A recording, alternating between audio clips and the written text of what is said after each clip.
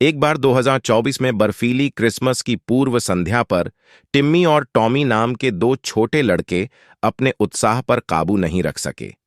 वे पूरे वर्ष अच्छे रहे और अब वे अपने बिस्तरों में लेटे हुए, जागते हुए सांता क्लॉज के जादुई आगमन की प्रतीक्षा कर रहे थे। घड़ी में आधी रात हुई और घर में धीमी धीमी झनझनाहट की आवाज गूंज उठी। छत पर कदमों की आहट सुनकर टिम्मी और टॉमी की आंखें चौड़ी हो गईं। सांस रोककर वे प्रसिद्ध सांता क्लॉज की एक झलक पाने के लिए सीढ़ियों से नीचे उतरे। वहां मंद रोशनी वाले लिविंग रूम में लाल सूट में बर्फीली सफेद दाढ़ी वाला एक आदमी खड़ा था। लड़कों को देखकर संता के गुलाबी गाल चमक उठे और उसने उन्हें इशारा किया।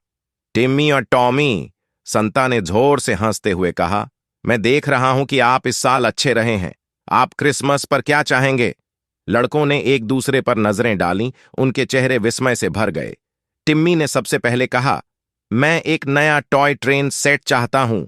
टॉमी ने आगे कहा, और कृपया मुझे एक टेडी बियर पसंद आएगा। संता ने सिर हिलाया और अपने जादुई बैग में हाथ डाला और लड़कों द्वारा मांगे गए उपहारों को बाहर निकाला। उपहार पाकर जुड़वा बच्चों की आंखें खुशी से चमक उठीं, लेकिन सांता को एक और आश्चर्य हुआ। वह उन्हें अपनी बेपहियों की गाड़ी के बाहर ले गया, जहां हिरन इंतजार कर रहा था। टिम्मी और टॉमी अंदर चढ़ गए और सांता उन्हें तारों से भरे रात के आकाश में एक जादुई सवारी पर ले गया। वे बर्फ से ढके भूदृश्यों पर उड़ते हुए नीचे क्रिसमस रोशनी की सुंदरता को देख रहे थे। यह जीवन भर की यात्रा थी, हंसी और खुशी से भरी। जैसे ही सूरज उगने लगा, सांता ने लड़कों को उनके घर लौटा दिया।